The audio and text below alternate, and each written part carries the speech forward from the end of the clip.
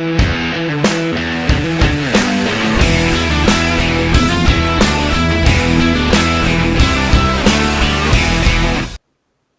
everyone, and welcome back to Sports Live with Steve and Justin.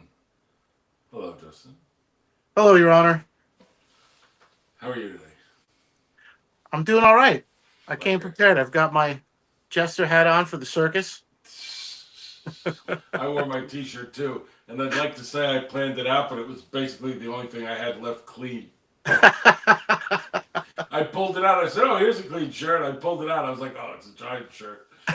So here we go. That's an interesting segue. I mean, we were talking about pretty much what's going to be the focus of our episode. Welcome, everyone. Thank you for being here. Thank you for all your watches last week, all your kind thoughts, all your live people that are out there. I appreciate it, and I know. Justin appreciates it too. That we're somewhat surprised at the people out there that kind of tune into us, and we really appreciate it. But to get to the problems at hand, we originally were going to speak, and we will, a great deal about gambling.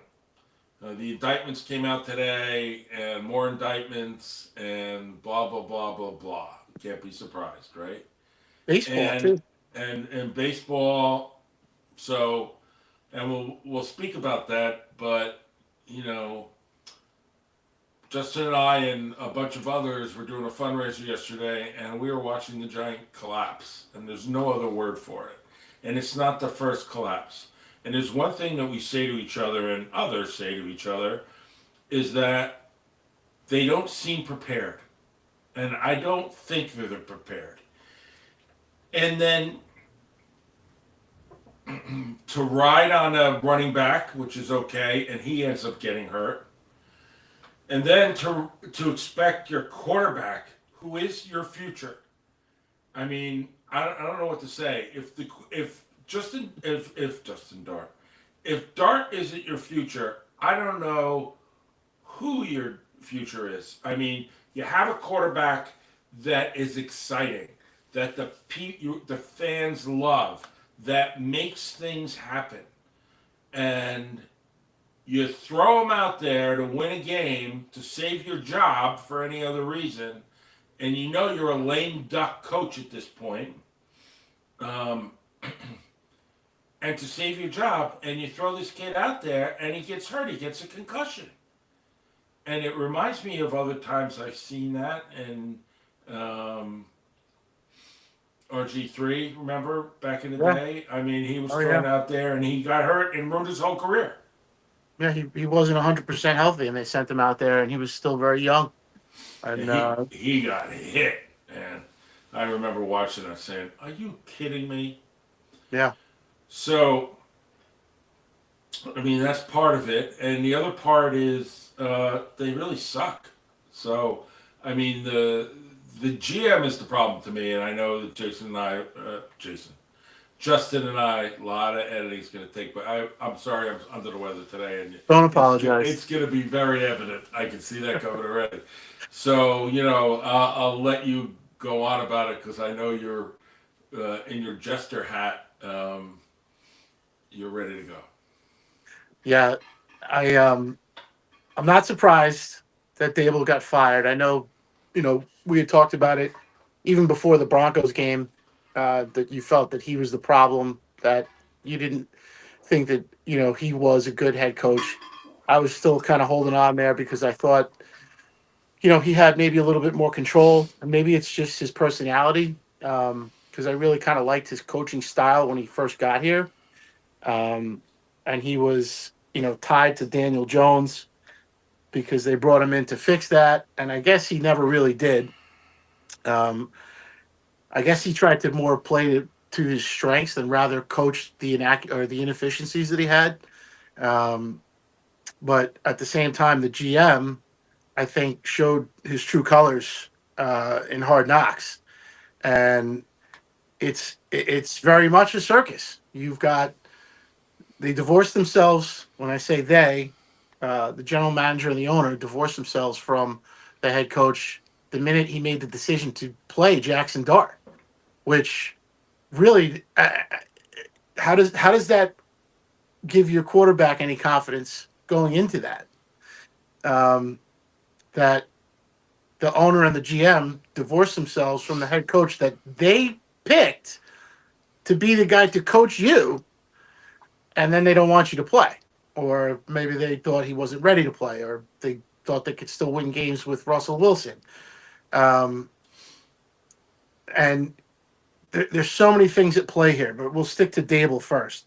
There's no way he could survive, uh, you know, what happened, losing a lead 4 times this season, and they're telling you now the odds of them losing all 4 of those games were astronomical. I don't know how the defensive coordinator survived Denver and giving up 33 points in the fourth quarter. And then yesterday, fast forward, after we talked about the last few weeks, especially after the Scatterbo injury, that they had to do something to protect Jackson Dart from getting hurt. And they couldn't have him running all over the field.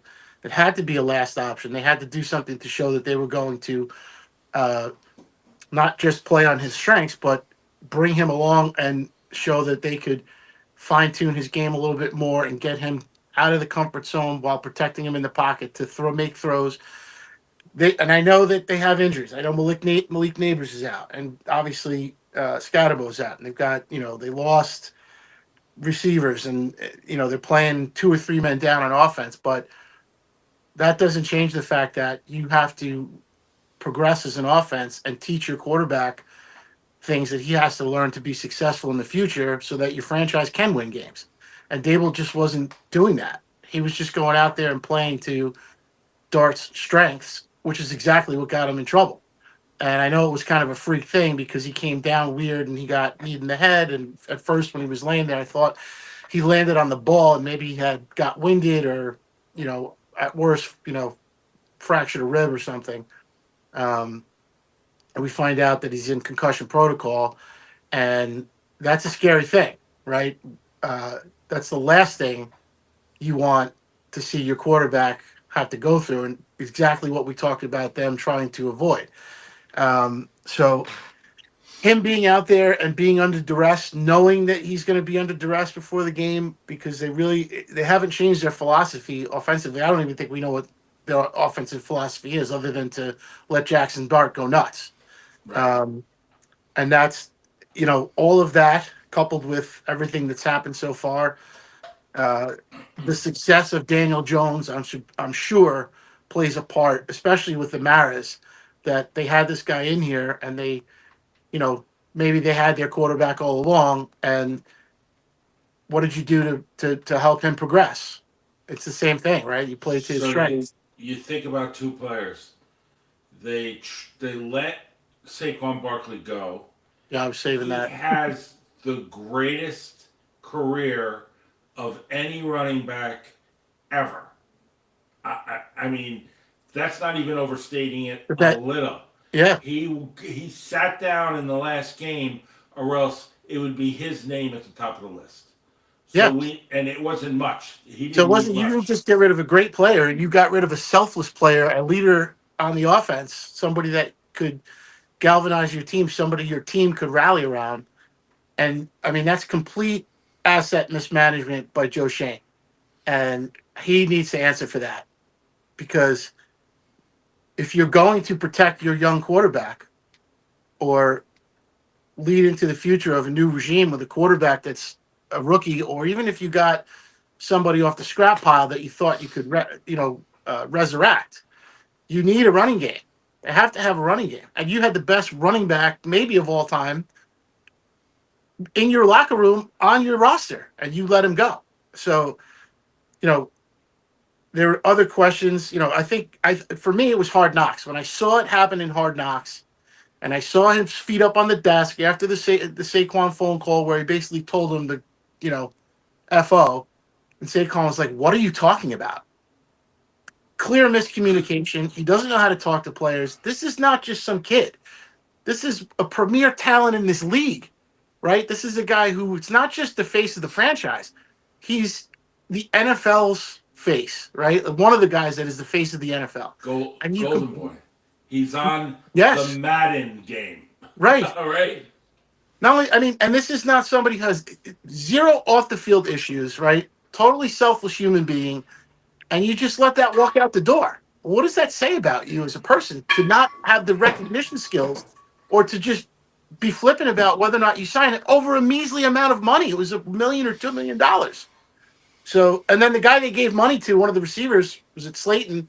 You know, where is he in this offense? He's not even targeted half the time.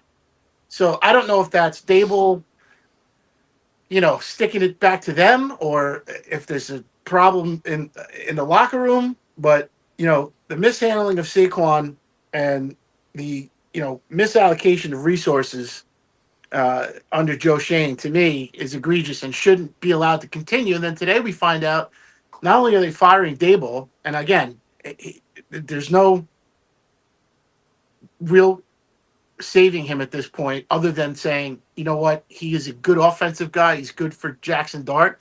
I'm not so sure about that after this week. Maybe he should be the offensive coordinator. I don't know, but it's a clean break. But how do you not break from Joe Shane? He created this mess. These are his guys. This is his coach. This is his quarterback. This is his offense. These are his players that he picked on defense coming in now. So I don't know how you could let him continue to mismanage this and pick the next head coach, because you've already fractured your quarterback. He's gonna have a new regime, head coach, offense coordinator. That's going to affect his growth. And I'm not saying they shouldn't do that, but you better get it right, because you're setting yourself back if you don't. So, there's inconsistency in his roster and ability to build the roster through the draft. Very few foundational pieces, in my opinion, that haven't played out. And I don't know if that's because they're not coaching these kids, or like you said, they're seemingly unprepared every week. I know the practices are short, and they were the same practice times available to people like Tom Coughlin, and he had them under strict orders, and they got it done, and they won 2 Super Bowls. Probably should have won 3. That doesn't seem to be. There's no accountability here, and that's the GM and the head coach. They go hand in hand. How do you fire one, not the other, after this last 4-week stretch, 5-week stretch? I just don't. I don't see any path to success with Joe Shane at the helm. And Mara, I know that his health is a major concern, and I'm not trying to throw that in anybody's face, but they clearly were not together in this process from the start of the season to now. And when they divorced themselves from Dable, that was just a bad message to send to your team in the middle of the season. If you were preparing us as the fans for the breakup or the divorce, then you should have just fired him, because you didn't make that decision week 3. You already had your mind made up. You just announced it later in the season. So there's going to be a little culture stagnation, here, and the whole process, comments, and long-term rebuild, and et cetera, et cetera. This is 3 years already, and I know it's new with Jackson Dart, but I don't know how you don't hold Joe Shane accountable at this point. So I'm just reading Dan Orlovsky, which everyone knows from ESPN. He's kind of like a quarterback guy. At least that's what he purports himself to be. I think he played quarterback, backup role, and knew people. So he's saying that, you ready for this? Is that Daboll and Dart had something going together, and it was a huge mistake by the Giants to let him go. Well, I agree with that to an extent.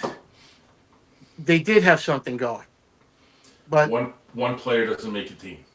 That is correct. And for the head coach to lean so heavily on this kid, it's not going, in the long term, it's not going to allow for his progression to get better, because if he continues to rely on the things that make him successful, he's going to continue to rely on those things in the future and not look to progress.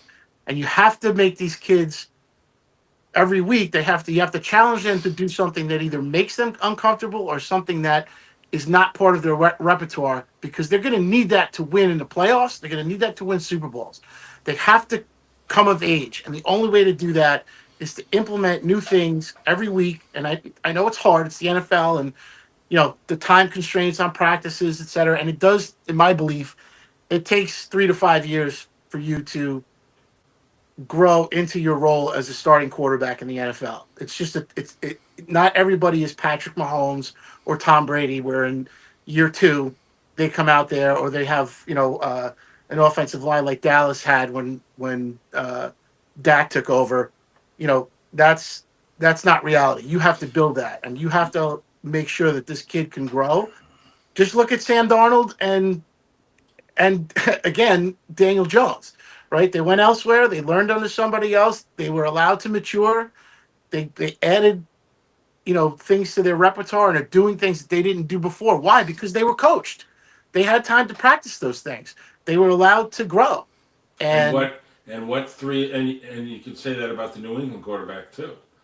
well, yeah, he's leaps and bounds, it seems, every week. But that's, again, that's their process. Training, right, and good coaching, and that's the process. Working on other parts of the thing, and now at least 2 players, and now at least one of the 3 we just talked about are said in the same words as MVP candidates, and it seems like the people you thought were being MVP candidates, whether you were in Buffalo or you were in Baltimore, whether in Texas, are seem to be falling away. I mean, it's amazing that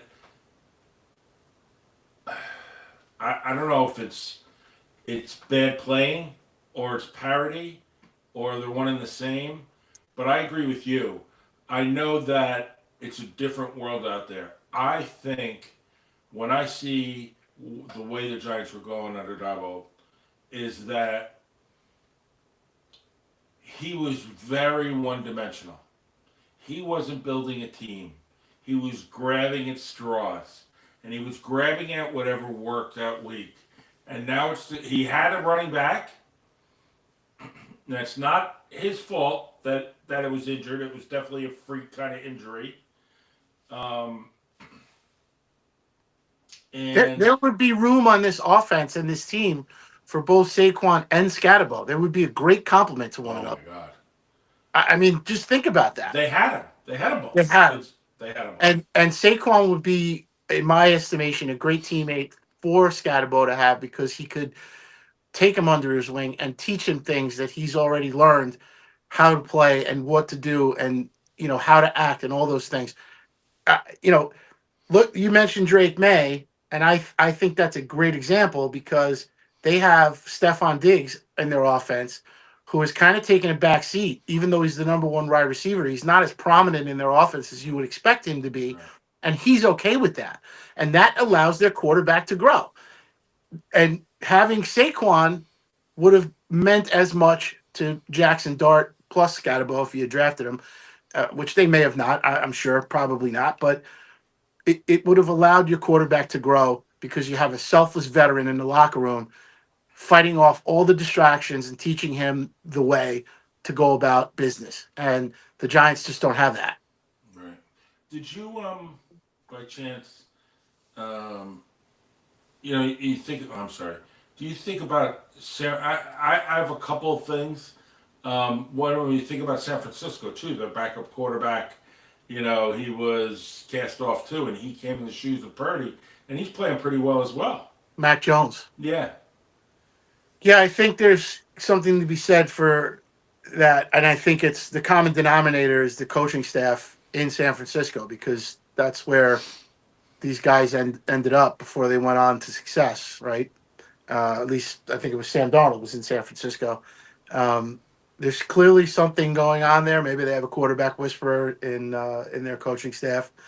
But I think that that's a good example where those those coaches and that GM allow their players to grow. Correct. There's never this, directive where you have to win now. Yeah, everybody wants to win, but you can't. You can win now, but it's going to cost you. You want your players to grow. You want your team to all be on the same page. You want everybody to take a step forward together. That's how you win in this league. And San Francisco does that. And they're a tough out. They're not an easy team to beat, and they're playing 2 or 3 men down on each side of the football. So kudos to them, their coaching staff. Um, Mac Jones seems to be playing better than he did when he was in New England, right? And it's to their credit. So, you know, people thought, oh, why would they pick up Mac Jones? He's terrible. Well, they saw something that they could use. They saw a guy with talent that they could coach, and they're allowed to progress and get better. And just look at Purdy himself. Purdy was, like you said a couple of weeks ago, Mr. Irrelevant, and he took them to a Super Bowl. He had a great year. I mean, And not to take anything away from Brock Purdy, he was but that's scary. what good coaching looks like. Right. And it's not just the head coach; it's everybody. But you always see it in the same teams, and that's because of the leadership. You always see it in San Francisco. You always see it and I don't care who the coach is. You always see it in Denver, but I don't know who the coach is. And it doesn't matter who the coach is. And I think they hire the right people. They're not intimidated for their jobs. Sometimes that comes from ownership. Though you did have Mike Tomlin defending himself yesterday and no patience for the media, which was something I don't remember ever seeing in my life.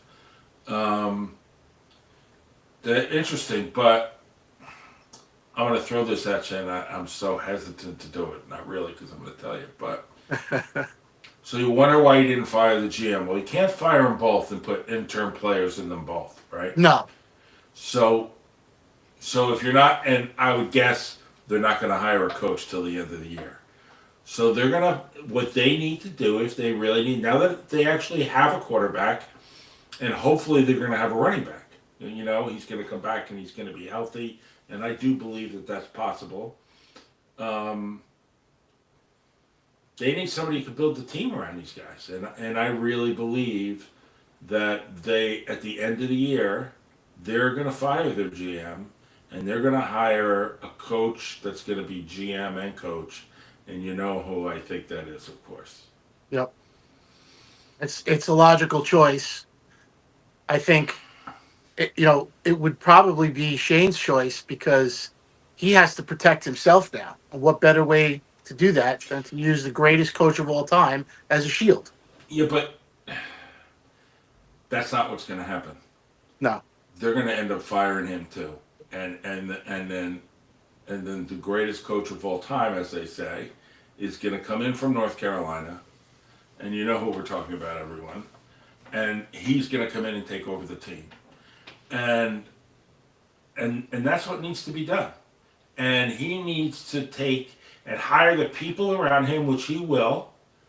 He's never, he'll bring in good coaches. He'll find somebody that's going to take Jackson Dart and make him into more than he needs, more than what he is. I mean, we know in our hearts the kid's good. We also know in our hearts there's a lot of improvement there. Sure. That could take place. Absolutely. You said something to me over the weekend, and that was when you're talking about when Dart was with, what's his name? Lane Kiffin at Ole Miss.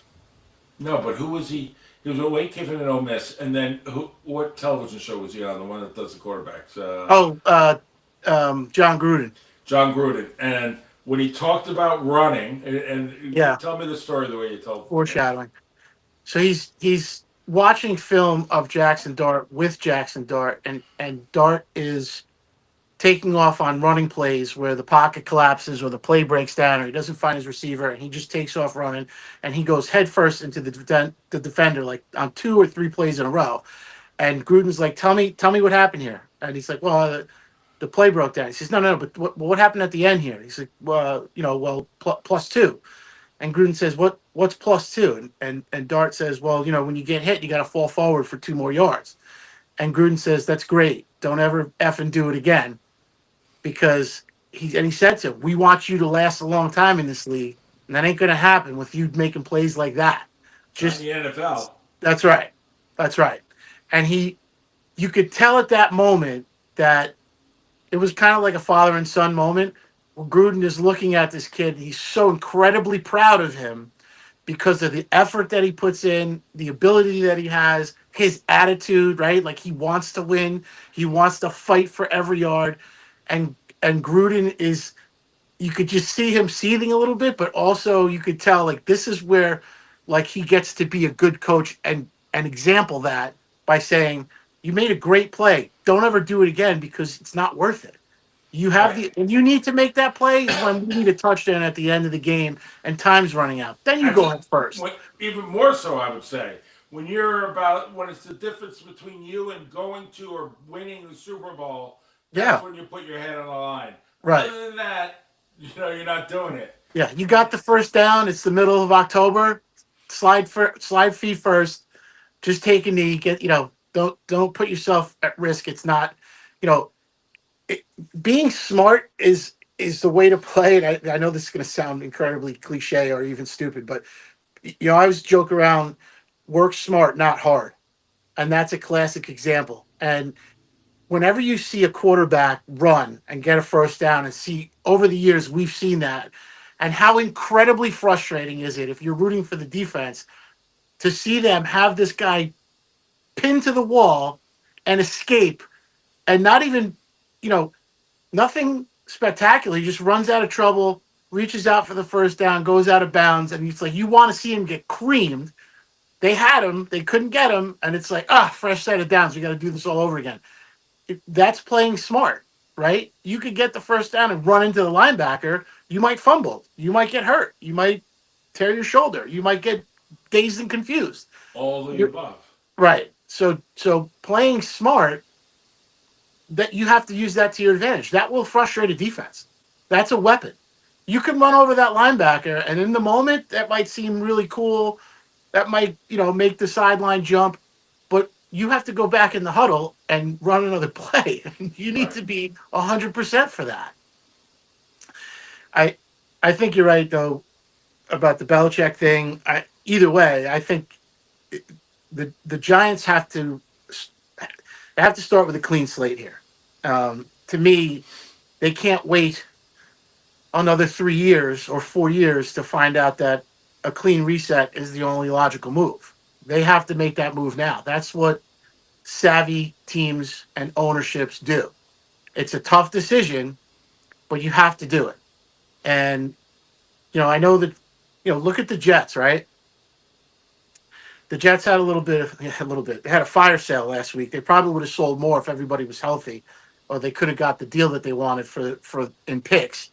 But the Jets are clearly in reset mode, and they set themselves up pretty nicely for that. And they're going to have a lot of cap space, and they're going to have room to make these moves, whether or not they have the right head coach. I know there's a lot of non-believers right now, but it's very atypical of the Jets, what they're doing right now. I'm not praising them because it's still the Jets, and I don't believe for 1 second they're going to get the draft picks right, but the approach is right. So if they can hold off on the win now, process or the win now attitude and just allow this coach and this team to grow together for the next 3 to 5 years, hopefully it works out. Hopefully they make the right picks and it works out, but they're on the right track right now. Whereas the Giants, if they double down, I just don't think this is the right time to double down on a guy who's already proven that he's not the guy. So I don't know if you saw just flash up on there, Jose, who's watching. Thank you, Jose, for watching us, and thank you for chatting with us. Just said to us, Belichick said if the Giants call him, he will coach them.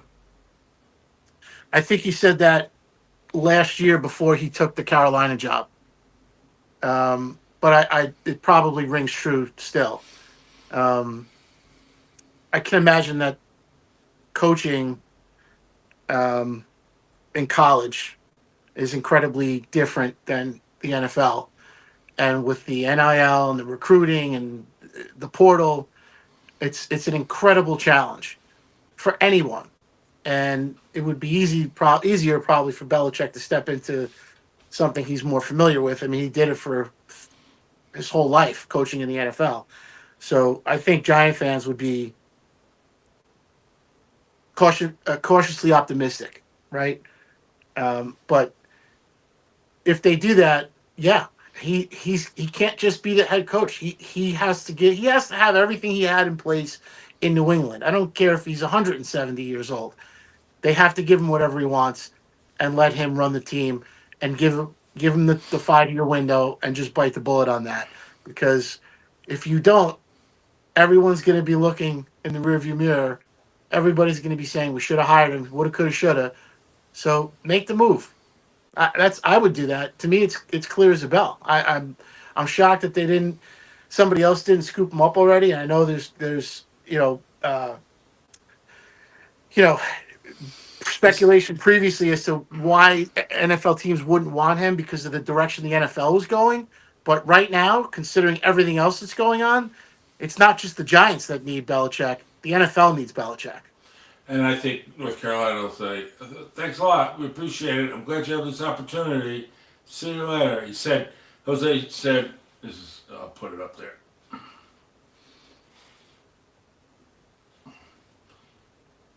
So he said it 2 days ago. So it seems like he's part of the motivation to get Diebold fired. Well, if they're interested in Belichick, I wonder who asked him the question because it's not. I don't think that's something that Belichick would have just put out there. I'm sure North Carolina's not happy about that. Right. I don't know. This is what else he said. He said his contract is for 3 years, but has a opt out after the first year. Yeah. So that makes sense. And that's what I believe too. And I think that's why they didn't fire the GM. I think they're going to fire them all at the end. Because I think I think Belichick would look at it like this. Yes, is he hungry? Is he nowhere? Does he want to have another team building experience? But he's also really smart, right? When it comes to football, he's a genius, right? So he would say, I can't work with this GM. I cannot afford to go to another losing place. I started losing in New England. I lost in Carolina. So I got to hit the ground running. And the only way I could do that is if I'm the GM. Yeah, my question would be if they make that move, is Jackson Dart in danger of losing his position on this team as the starting quarterback and the future quarterback of the franchise, which would be a real shame because I know the fan base loves this kid. I think some things would change, and it would be a hard pill for a lot of people to swallow. But in my guesstimation, when a coach like that is available, you go get him.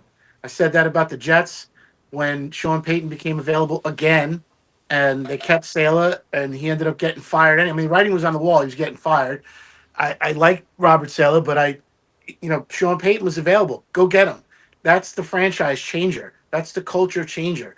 That guy's a winner. Belichick is a winner. I mean, everyone. You wouldn't have won without Tom Brady. Tom Brady. Well, is Tom Brady a system quarterback, or is it the other way around? We talked about that week one or preseason. But also, Belichick's going to build a winner. I mean, what else he did really well is to manage the cap. He really got people, and yes, he had Tom Brady, right? He had Tom Brady. But Tom Brady would win, and then not say he win in Tampa Bay. That doesn't mean if he was in Tampa Bay, he wins for 7 years. We know that's not the case. Yeah. He doesn't win 6 times in Tampa Bay. He needs that partner, and it was more than a partner. It was the owner. It was the owner, was the coach, and was the player. And those three together knew how to manage a football team because they had control of everything. They had control of how much money they were spending. They knew what players they needed. There was no politics between the three of them. Everyone just did. And yes, I don't think Tom and Bill really liked each other's viewpoint. But you know what? They knew they weren't bigger than the game and the team. And they put it all aside and they went out there and they made it happen. And they did something no one else has done and probably won't do in this world today. In a social media world, they did it. Yeah, I think because they know all this ahead of time, there are no question marks, right? You're not hiring like the hot new coordinator or the hot young new, coaching phenom. There's a lot of unknowns that come along with that. You know what you're getting by hiring Belichick. You know what you're getting if you hired Sean Payton. You know what you're getting if you hired even Mike Tomlin, who I know a lot of people want to run him out of Pittsburgh. But tell me if he was What, are you available kidding? tomorrow. Yeah, right. Tell me tomorrow if you're the Giants, if you're the Jets, or how about this? If he was available tomorrow and your head coach left and you were the 49ers, you don't think they would hire Mike Tomlin? You know what you're getting when you bring guys like that in. Okay, I'm not trying to put Tomlin on the same level as Belichick. I'm just saying that there's a structure, it's a winning formula, and to have that available to you and look elsewhere is silly. He's right there. Go get him. He also said, I truly believe that Dart. I truly believe he will keep Dart and build him like Brady, Belichick. I have to say though, and I think that's an interesting point. Jose has, and he also said we're the best, but he must not really know us. Thank you, Jose. The I have to be honest, and this is probably going to make at least Jose unhappy, is that if Mike Tomlin and Belichick were both available, I would take Tomlin. Well, because he's younger. Right. He's younger, and he's created a very stable environment, and he's worked with. Let's not forget, if there's any two owners in the world that are closer, it's certainly Mara and Rooney, right? Their kids are married. They've worked together. Their kids are married, or grandkids, or cousins, or whatever they are, Maras and Rooneys. So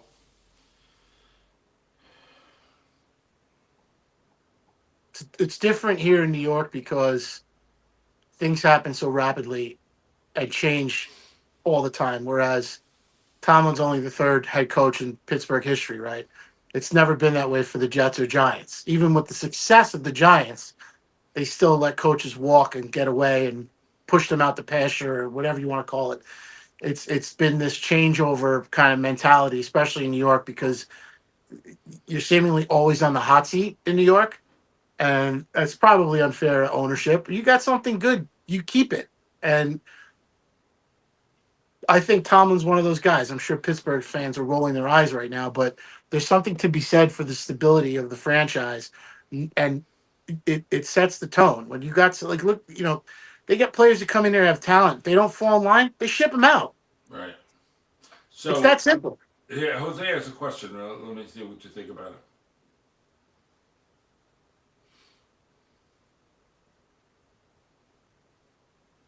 Can you see that? What do you think about bringing in OBJ to just for the experience to work with the receivers? For the Giants? Yeah.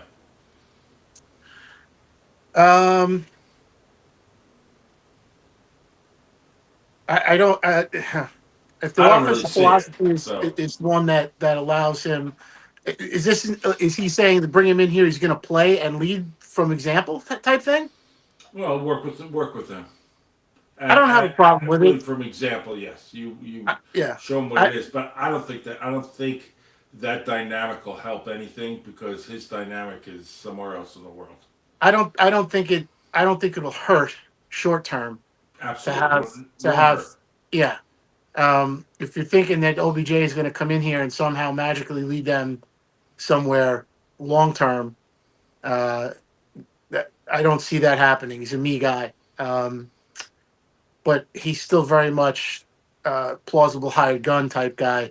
Right. Because it's he's you would you be surprised if he ends up on the Rams before the season's over?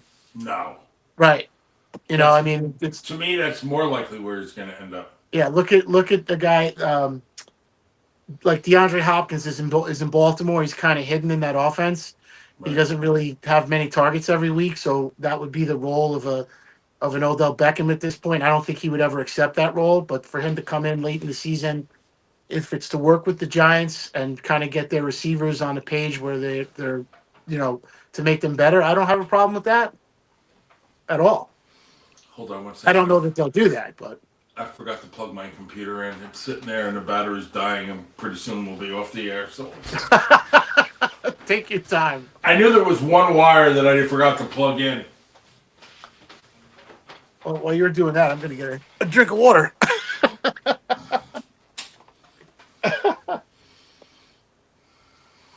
You can edit this out later.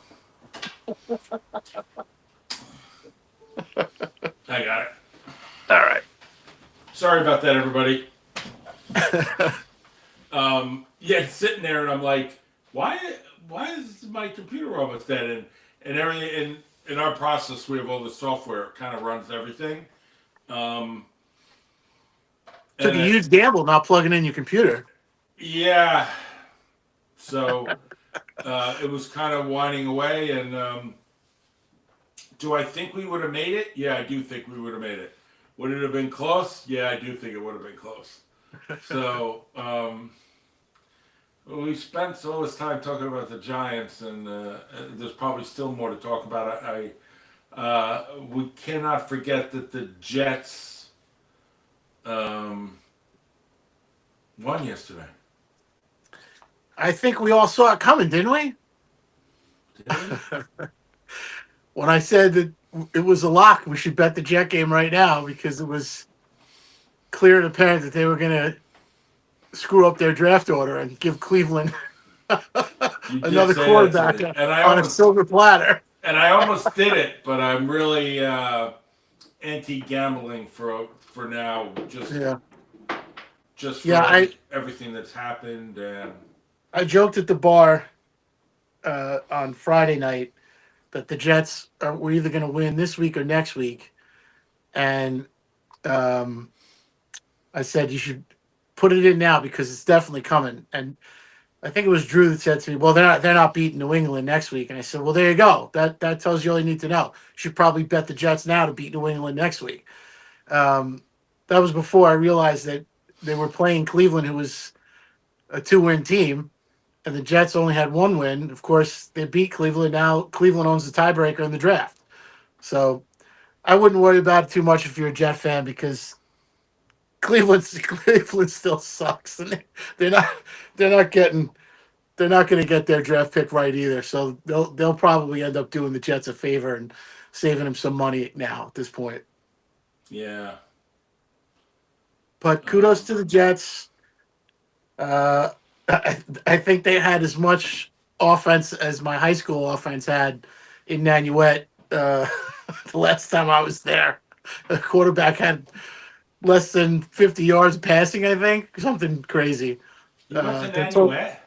No, I didn't. No, the last time we played at Nanuet, we didn't have much up. But the last time I played it at Nanuet, we walked off the field victorious, and we shut them out in their own building. But we didn't have much offense that day. So just as a note to everybody, please go into the on the live stream. You can go in if you're watching on YouTube. Not only you're watching on Tubu, you're watching on YouTube, and you're watching on Facebook or X. you can go into the chat section and chat up there, and we'll, as we did with Jose and others, um, we'll talk about those topics. We'll bring it into the question. We're glad to have you. We want to talk about what you want us to talk about.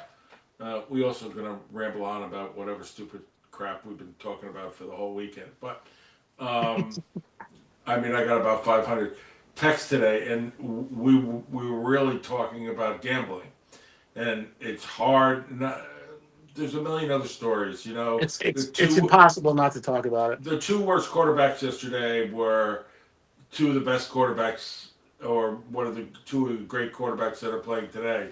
Aaron Rodgers played horribly, and Buffalo. You don't have to just single out the quarterback. The entire team played horribly. So Yeah. you could probably say that about Pittsburgh too, but Yeah. It's funny. We mentioned last week about how teams you expect to win losing games they shouldn't lose to teams they shouldn't lose to, and teams that win games having no business winning these games week in and week out. And I think if you had asked everybody yesterday going into that game that Pittsburgh had a legit shot to win, and seemingly played like dog do. I so interesting in the NFL this year, and maybe it's the preparation, like you said, but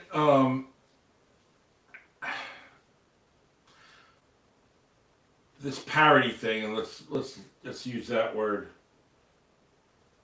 where there doesn't seem to be one of those teams that are everyone's scared of. Nobody's scared of anybody out there. Yeah, I think maybe. Well, the team that I would be scared of if I was anybody. Obviously, we talk about Kansas City every week. You don't want to play them when it matters. The Rams have gone through this progression twice now on their way to a Super Bowl, and they, when they went out and got Matt Stafford, I think everybody was like, "Ooh, that could work." And then they added some free agents or traded for some players, whatever, at the end of that season and won a Super Bowl. They're kind of in the same position right now. They're looking like a team that has it together. They're looking like they've got all their pieces in place, and maybe they need, one or two more players, one on offense, one on defense, kind of thing. I thought they were a sneaky option to steal a couple of Jets offensive players, or one in particular, but that didn't transpire. Right. I'm kind of shocked that they didn't end up with the Jets defensive tackle, but they're very much a formidable team that is going to be in the thick in the playoffs, and they're going to be hard to beat. Is anybody scared of them? I don't think anybody's scared of them. But that loss to Philly on those two special teams plays, it's kind of glaring now because Philly doesn't really look like the world beaters we thought they would be. They're still trying to figure it out, and it doesn't look like it's getting much better. So even though Philly got that victory and we'll have a tiebreaker at the end of the season, the Rams might have to go to Philly if they want to go to the Super Bowl. They very much look like a team that could right that ship and beat anybody. As far as the AFC is concerned, I think yesterday knocked Buffalo off that number one spot in terms of their vulnerability. If you look at the three games this year, the game against the Ravens, I mean, they gave up, 50 points. They couldn't get – yesterday it was like they couldn't get anybody out versus Miami. And their offense kind of fell apart a little bit, or a lot of it. So they've got some coaching to do there and some philosophy, because they're starting to look like a team you expect to lose in the playoffs, and a team you can't rely on, like they've been the last 4 or 5 seasons. When they get to the playoffs, they seemingly can't get over the top, and a loss like that kind of, the red flags. I know it's a division. We always talk about division games are tough. Yes, they are. But Miami's terrible. I'm sorry, but Miami's just not good. And Miami took clear advantage of Buffalo not being able to stop the run. That's their weakness. Yeah, That's their Achilles heel. And but I hate to they say that. also looked like a team that couldn't get out of its own way on offense, and they've Right. got weapons. I know they don't have the flashy big time wide receiver, but they've got weapons. They've got big tight ends. They've got a solid running back. They have a great quarterback, and there's a lot of question marks there still. So you have to wonder, who's in the class right now. Obviously, Indianapolis is still at the top of everybody's list. They had a blip on the radar, if you will, but you know they're a very well built football team that you would expect is going to continue rolling and have home field advantage in the AFC. Right. And whether it's Pittsburgh, Kansas City, Buffalo, one of those teams is going to have to go through Indianapolis if they want to get to a Super Bowl, and if not all three of those teams.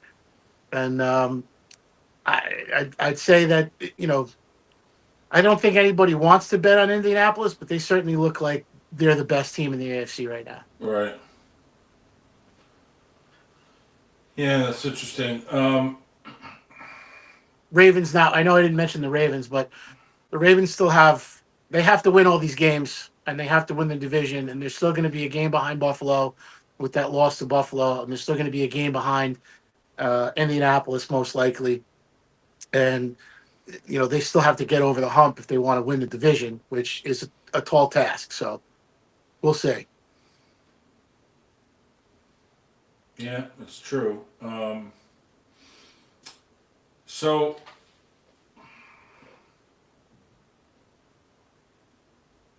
I think we'd be remiss if we didn't at least speak about, since we're still on football, all the missed calls we see lately. I mean, what game were we watching? Was it the Giants or wasn't the Giants? It was something else. The Jets and the Where Giants we were watching this, and yeah, then but what was the the one where Redskins. the Was it the Redskins Redskins game? the Redskin game where at the end of the game they called it on the field whether it was a fumble or not, and all of a sudden the booth decides they're going to review it, and I don't know. I think we both said to each other, now doesn't it seem kind of fishy that the booth is going to review something after there was no question about it from either team on the field, or or the officials felt like they got it right, and they did, but you kind of felt like they were trying to, um, they were trying to reverse it a little bit. So I Yeah, don't know. I think it's I think because of what we're going through right now with the NFL, the Right. gambling, and the other sports, and what's coming with the NFL. Um, there is this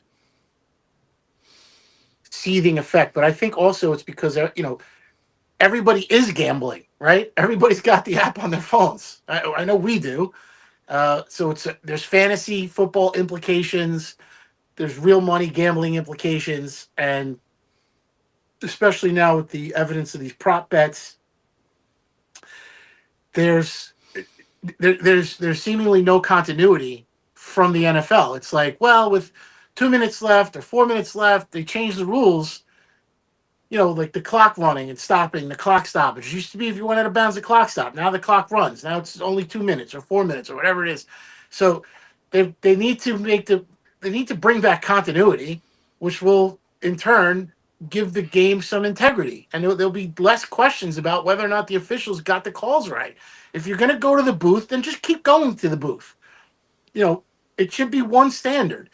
Or let the officials make mistakes and apologize after the game. It's human error.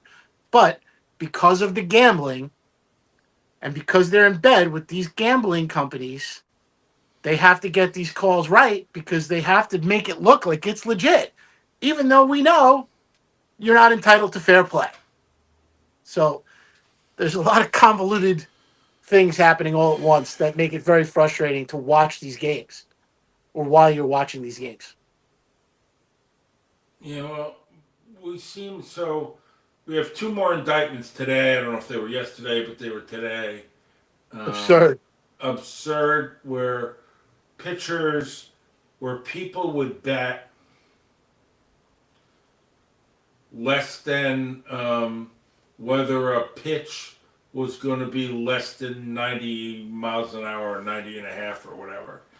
And these players apparently or allegedly were texting their friends, and they would say the next pitch is going to be slower, and then they would bet some tens of thousands of dollars in instances on these pitches and win. And it's an unusual bet. And I remember, and I mentioned to you today, I think through text, I had a friend who I don't know any longer, to be honest. I don't even know where he is in the world, where he was a broker or an investment guy in Wall Street. And he started young and a long time ago, before the beginning of the dot-com bubble. And he lived at home with his parents, like in the basement or something, and he put every dime he had on Yahoo when it was the biggest thing. And some of you might not remember that. And what happened was, It's huge. it was huge, and he made a fortune of money. Sold when it was the highest. He knew it was going to collapse, and then quit working. That's how much money he made. I mean, God bless him. every dollar he made, he put in this thing. Yeah. And obviously, he was a gambler, right? That's what he's doing. Sure. Right? Sure. So he would bet on anything. And back then, you couldn't, after he was out and retired, you couldn't bet on, there was no legalized gambling. So obviously he went to, what do they say, nefarious people? Nefarious people. And Jeff, I'll mention to him, give me a minute, I'll mention your comments in a minute. Let me just finish our thought here. So he would bet $100,000 that the last shot of a basketball game would bounce off the rim. Ridiculous stuff. Then it would happen, and he would win. And then the people he was betting with were like, how are you hitting these bets all the time? how are you hitting that bet? Who bets $100,000 on a bounce of a ball? Lunatics, which he was about betting. Yep. And he bet all kinds of things like that. And was consistently winning. and consistently won more than he lost. Would double up, win $100,000 and say, all right, give me double on the next game. And it's not much different than betting on red and black on a on roulette. It's not much different betting red and black on roulette, but it's interesting. I find it interesting, and I think about that. Even the mob guys who he was betting with were like questioning whether he had inside information. Wouldn't have been good for him if they found that out to be true. Yeah, I think he just let the money go at one point. Or he betted on something that he lost everything. Something like that. Jeez. So. Wow. Yeah, I feel for these kids, even though it's despicable to me that they would rig these, even one pitch, let alone a game. But I blame MLB, I blame the NFL, I blame the NBA. It's no different than when they implemented the the TVs and the live stream in the dugout for the hitters to see pitching, and they told the players, don't let us catch you sharing the information in real time, because that's going to be a penalty. They knew they had the ability and the capacity to do this, and they basically gave him a preemptive slap on the wrist and said, don't do that. And they did it anyway. And Houston did it and won a World Series. And the Apple Yeah, Watch a thing, and couple that of happened. times. A Yeah, couple well, of I mean, times. there They did was it against the the, Yankees, and they did it the against Yankees and the Boston. Yankees and the Red Sox did it to each other when they went and played in London.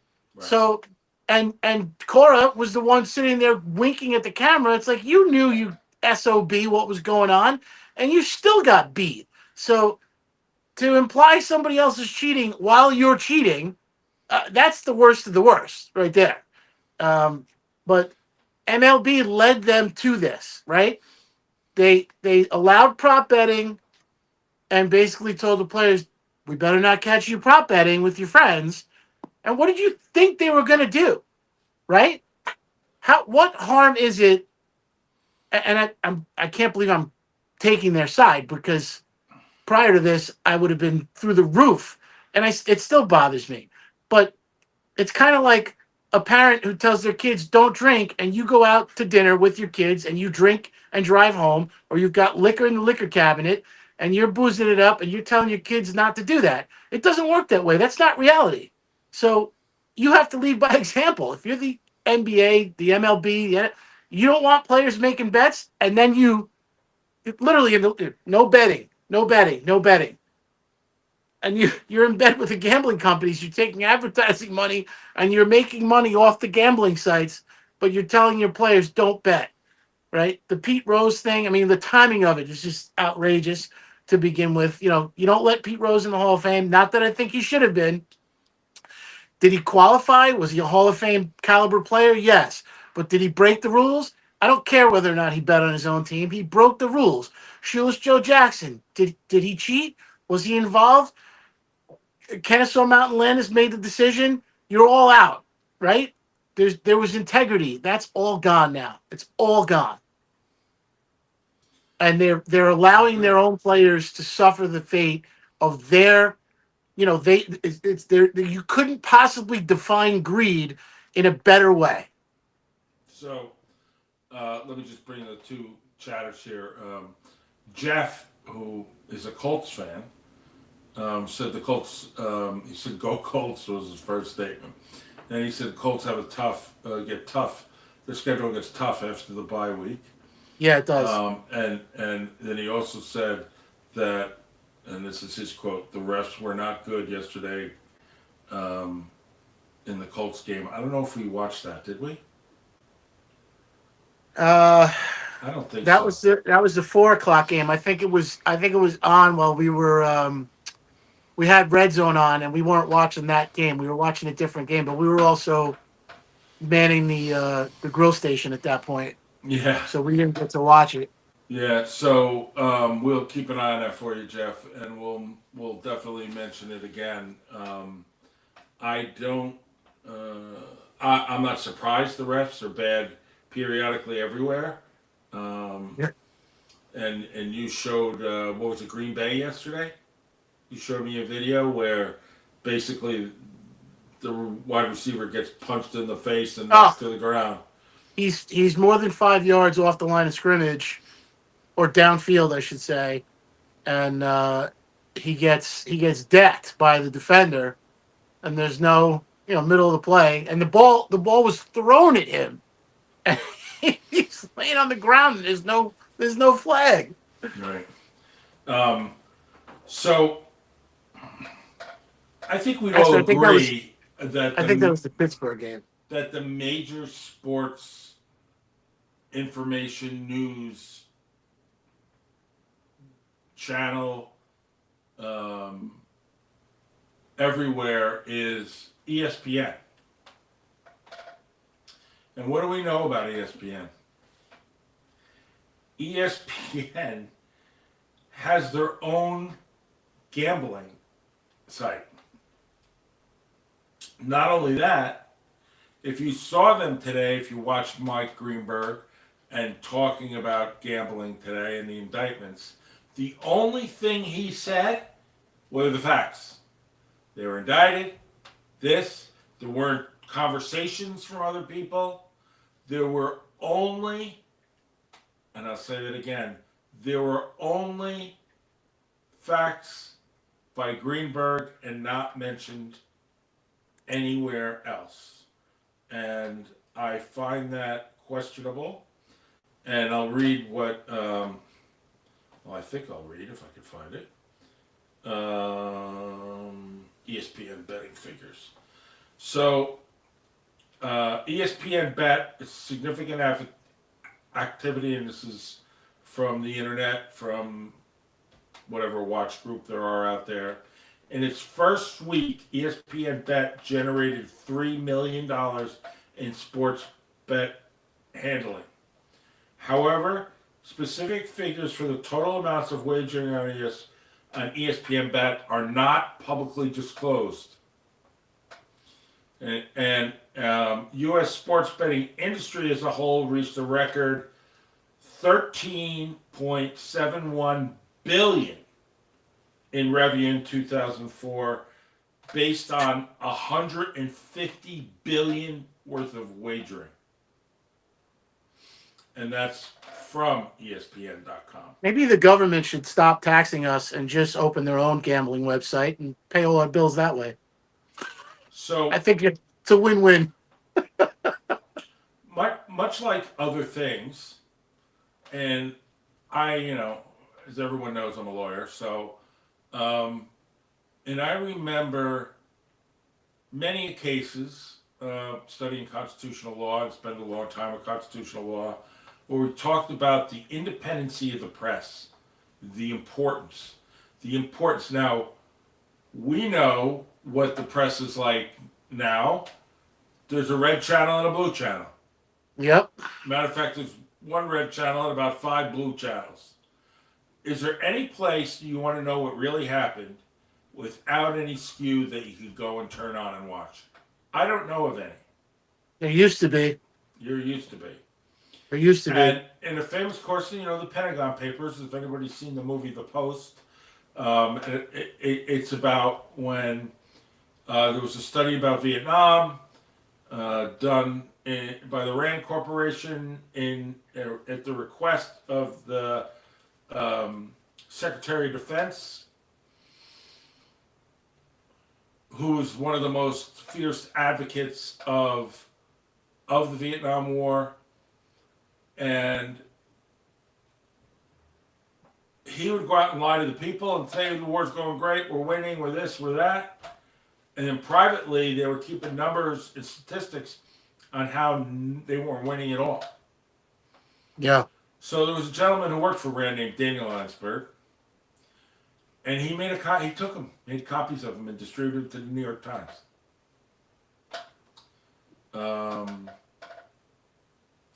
And a famous reporter published them.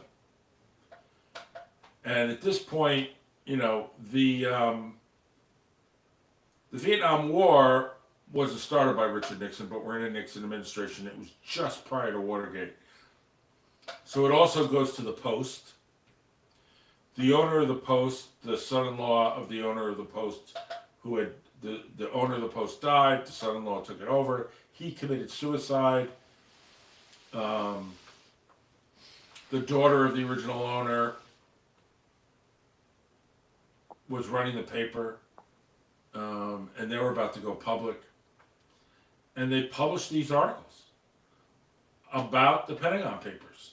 And it went all the way to the Solicitor General was Rehnquist at the time, and he later became Chief Justice of the United States Supreme Court.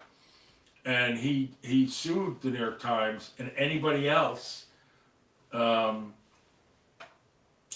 with an injunction to not release this information that it would detrimentally affect the United States of America. Of course it was, because it showed they were liars, the government.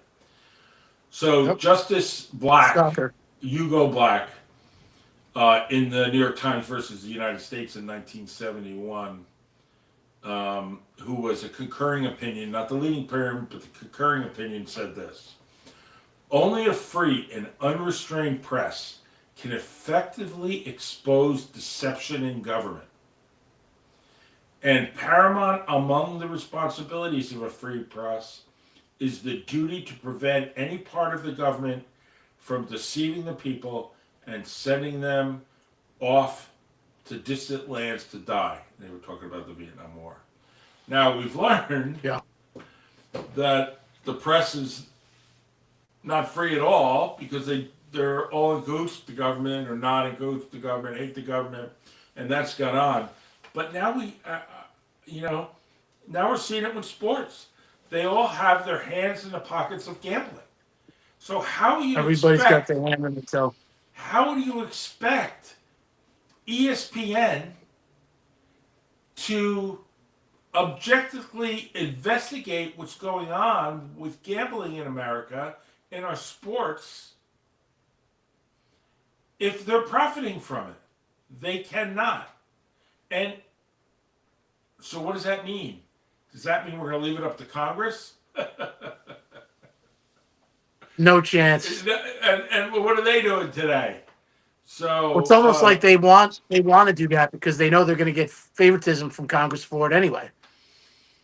So I mean this. So we have owners of teams, right?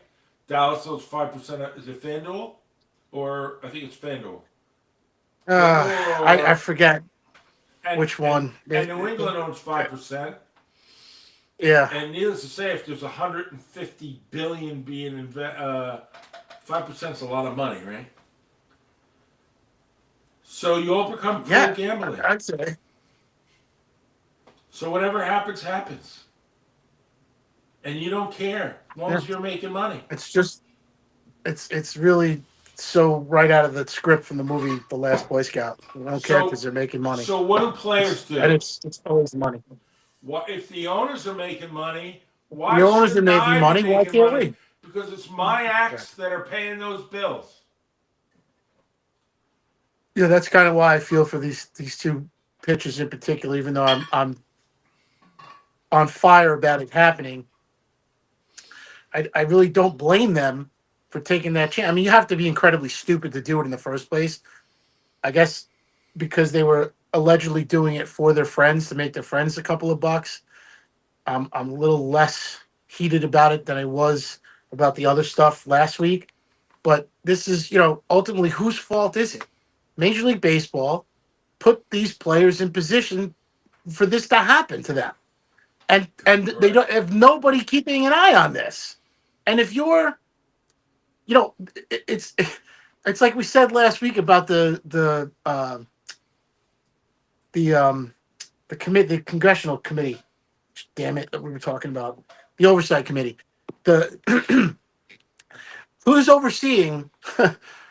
If you're the team, you've got nobody in your organization keeping an eye on whether or not your players are involved with something that doesn't look right or doesn't smell right. You don't have anybody in the organization going, that was odd. Right? Between the manager, the general manager, and any locker room guy or clubhouse guy or coach, what happens? But they don't, because they'll kick it back to the commissioner and the league.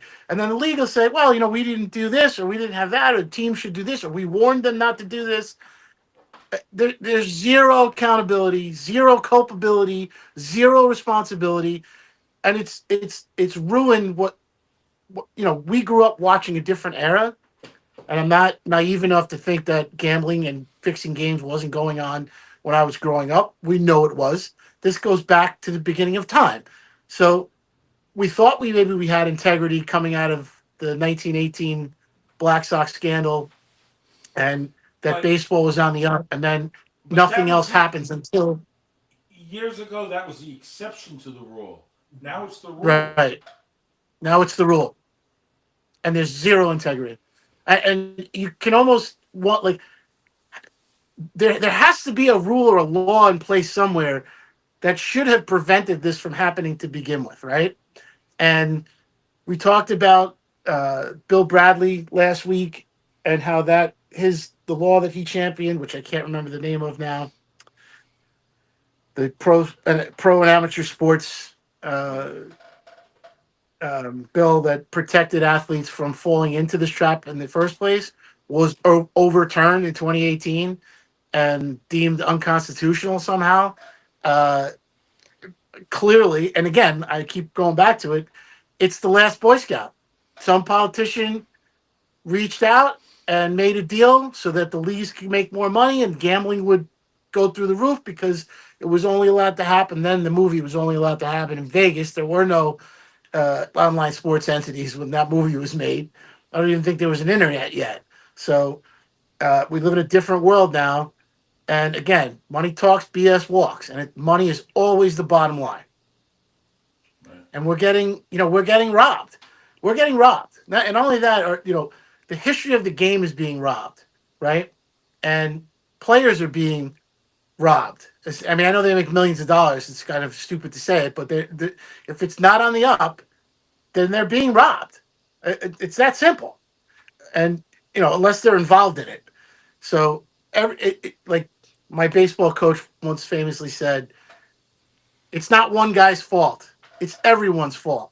When you walk into a room with a birthday cake and you drop the cake on the floor or the table and it splatters, it hits everyone. Some people might have more cake in their face than others, but it hits everyone. Everyone's affected by this. Everyone, whether they are or aren't, they're involved. They're part of this.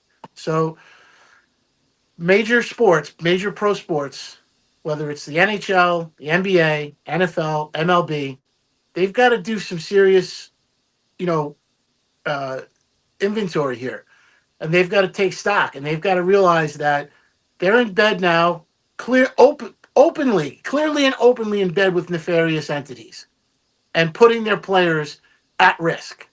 And the players' union for each of these leagues has to come to the table and let their players know either we're going to continue to turn a blind eye to it, or we have to have some structure to this to protect you, which they can't. How could they possibly protect them from that? There's no way to do that unless you just eliminate the gambling and go back to the way it was.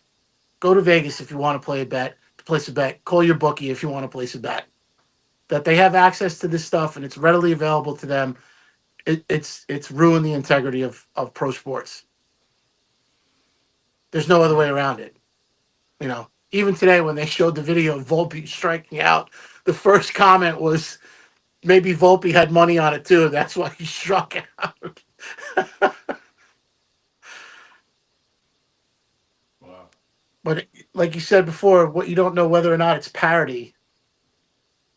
You have to wonder. I mean, when you see guys that can't tackle getting run over on the field, when things don't look right, they generally aren't right. If it walks like a duck and talks like a duck, it probably is a duck. My father used to say that all the time. So, And we see it. um, um, so I just want to make sure you go to our website. Our website is stephenjustin.com. You can find us there. Please join our mailing list. Put your email address in. We'll give you updates about upcoming shows. After all that, we've been thinking about doing, and we were going to do it this week, but we were busy. A fantasy show or some pick shows, and it's good we didn't do it because you would have lost everything on me this week because everything was on the table. Just to point that out.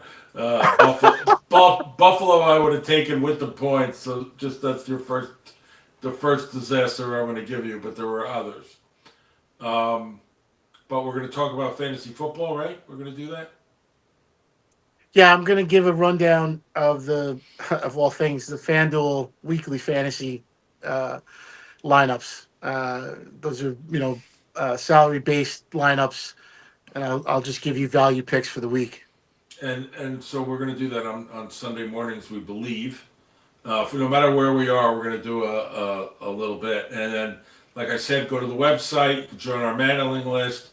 You can send us comments, ask us questions that you want.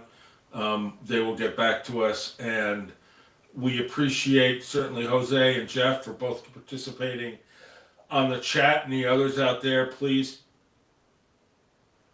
do that as well. We've had more and more, a little bit every week, though it's a little bit slow. It's been growing. Some weeks are bigger than others. Thousands of listeners a week. I really And, appreciate that. and we appreciate all of it. And we really believe we're going to continue to do this. We're going to talk about what we think we need to talk about. Obviously, we don't make a dime from this. We're not doing anything. But if one of the gambling houses wanted to sponsor us, we'd probably stop talking about them. Not really, but I don't think we would. I don't think it would mean anything to us. We would we would tell No them, chance. yes, we'll take your money, but no, you won't control our content. I've done that my whole life, Correct. so it's kind of right there. Jose, we're gonna get to your baseball questions. We didn't really get to baseball much, but we're gonna get to your baseball questions. I put them down, and we're definitely gonna. There's gonna be lots of days we're talking about Mets and Yankees in the future, but at the moment it's not. So I kind of think we should end it there. What do you think? That's up to you. You want to answer a baseball question? I can't see the chat, so I would answer, but uh, I don't know why I'm you good. can't see the chat. Is it on the? It's not on the right of your It's screen. You on the have right, but when I press the bubble, I see 7 comments in the bubble. But when I right. oh, here it is. When I go to it, I lose you. So I don't know if you can see me right now, but I I see can't you. see I you. see you fine. Just read the comments. You Oh, go all down right. to Jose I at the see. end. Yeah, He's asking about. He goes. He thinks the Mets and here I'll bring it up on the screen for you. I don't have that on mine. You I don't don't know see that why. screen? Oh, okay. So he I thinks see everyone, and I also the Mets should keep Peter Alonso and Edwin Diaz. Um, yeah. I mean, if they're serious about winning a World Series and serious about being contenders, and not to mention you have the richest owner in all of sports. I think that is a single owner, not an entity of or group ownership. Uh, I don't. I think he's right. If Edwin Diaz is the best closer in baseball, then bring him back. And Pete Alonso's the franchise. I mean, I know you got Soto in there, but Pete is the best Mets player possibly of all time if he isn't already. I don't know why you wouldn't want to capitalize that on that and bring him back. And if you want to make the argument that Pete's a liability at first base, which I think is kind of unfair to a degree because he has gotten better. At least in my opinion, he has. He's certainly the best right-handed hitter they've ever had. And I'm not knocking David Wright.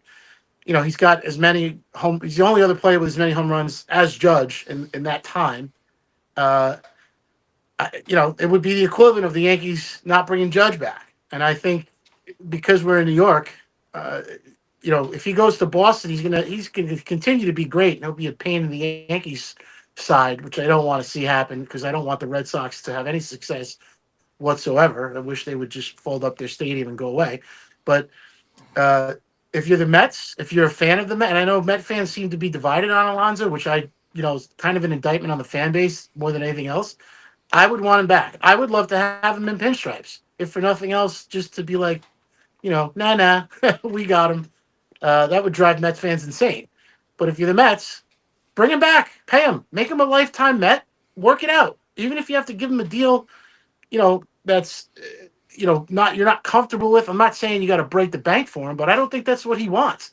I think he just wants a long term deal that'll suit him until he's 40 years old or 38 or whatever many years it is. Pay the guy. He's earned it. For certain, he's earned it. So he's proven he can hit in the postseason. He's one of your more reliable hitters. So yeah, if I'm the Mets, I would consider, unless you tell me there's somebody out there who's better than Edwin Diaz as a closer. If you want to be a World Series contender, you got to have a closer. So pay him. I agree, 100%. I wouldn't think of getting rid of any of those players. Just like we said about football today, just like we said about the Giants. When you have players like that, you don't get rid of them, and they're homegrown, and that's what you want. So, Yeah. on that note, I think we'll call it a night. We appreciate everybody's been involved. It's a great experience for us. The more people that get involved. So, having said that, thank you to everybody for listening. Justin, always a pleasure. And Thank you when for we, again for having me, Steve. it's you and I together till all of my equipment burns up into a fireball. I shouldn't even kid.